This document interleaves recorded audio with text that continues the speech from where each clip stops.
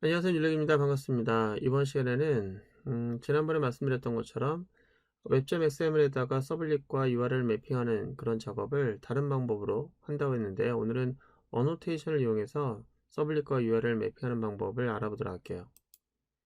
일단 저희가 이제 나나라고 하는 서블릿 클래스를 만들었었는데 그 녀석을 이용해서 뭐 출력까지 해봤었잖아요. 그런데 이 녀석을 실행할 수 있도록 하려면은 사용자에게 요청할 수 있는 URL을 주면서 그 URL과 이 녀석을 매핑해야 돼요.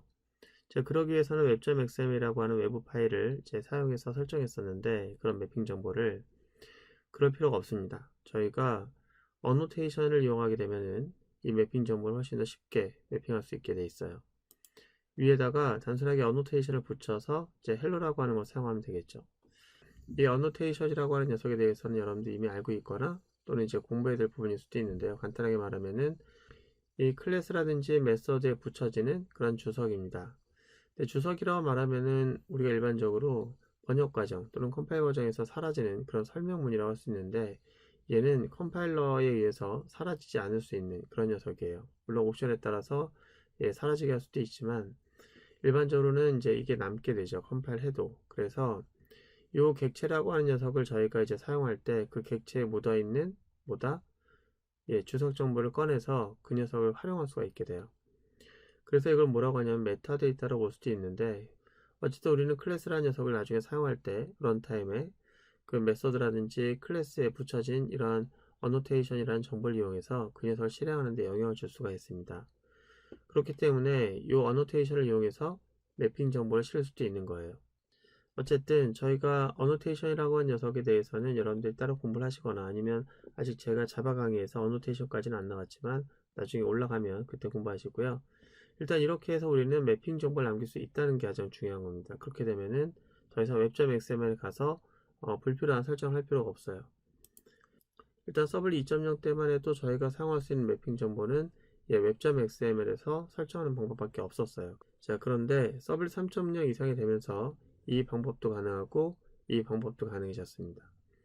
그런데 이 방법을 하려면 반드시 여러분들이 조치사항에 뭐가 있어야 되냐면은 그 web.xml 가시면은 거기에 루트 엘리먼트에 해당되는 웹 앱이라고 하는 거기에 설정해서 그 속성 중에서 메타데이터 컴플릿이라는 녀석이 true로 되어 있을 거예요. 이거를 false로 바꿔야 됩니다. 이게 무슨 말이냐면은 저희가 이제 매핑 정보 설정할 때 XML로도 할 수 있고 이 어노테이션으로 할 수 있잖아요. 그죠? 근데 이거를 true로 하게 되면은 모든 메타데이터, 그러니까 모든 설정이 다 이쪽 web.xml에 있다라고 하는 거고요. 다른 설정을 안 했으니까 다 여기서 찾으라는 얘기입니다. 그러면 web.xml에다만 설정해야 되는 거예요. 근데 이거를 false로 하게 되면은 여기 외에도 어노테이션을 이용해서 설정한 게 있으니까 거기도 찾아봐라. 그렇게 되는 겁니다. 저희가 만들었던 전 프로젝트에서 웹.xml 열어보게 되면은 맨 위에 가보시면은 좀 아까 말씀드렸던 것처럼 이 루트 엘리먼트에 보시면은 거기에 메타데이터 컴플릿이 true 돼 있을 거예요.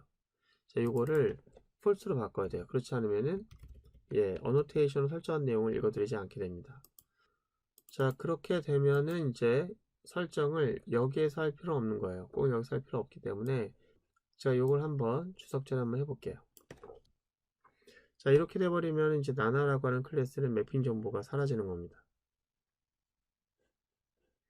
자, 그러면은 이 나나라고 하는 녀석은 이제 실행하게 되면은 오류가 날 거예요. 한번 실행해 볼게요. 컨트롤 F11 눌러서 다시 한번 스타트 하도록 하겠습니다.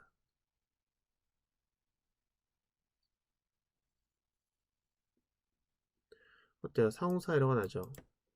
매핑 정보가 사라졌기 때문에 그렇기도 한데 위에 보면은 이 매핑 정보가 없기 때문에 황당하게도 이 서브시 갖고 있는 클래스명을 갑자기 저렇게 내보내게 돼요. 일단 어쨌든 헬로라고 한 녀석으로는 더 이상 그 녀석을 호출할 수가 없는 상호사 에러가 발생하게 됩니다. 이제 매핑 정보가 사라졌으니까 이 매핑 정보에서 두 번째 방법 어노테이션을 이용해서 매핑을 한번 해볼게요. 여기다 웹 서블릿이라고 하는 녀석을 어노테이션으로 설정을 합니다.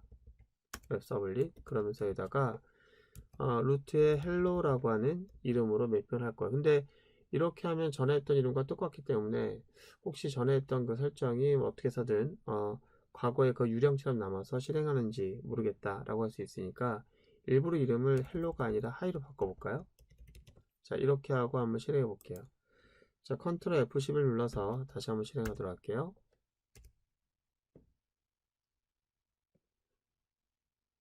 와, 진짜 이 하이라고 하는 URL로 전에 만들었던 이 서블릿 클래스의 출력 결과를 볼 수 있네요.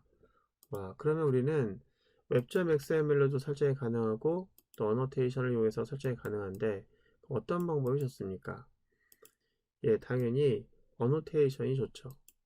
물론 코딩량이 적어서도 예, 깔끔하다 볼 수 있겠지만 사실은 그것보다 다른 문제가 있습니다.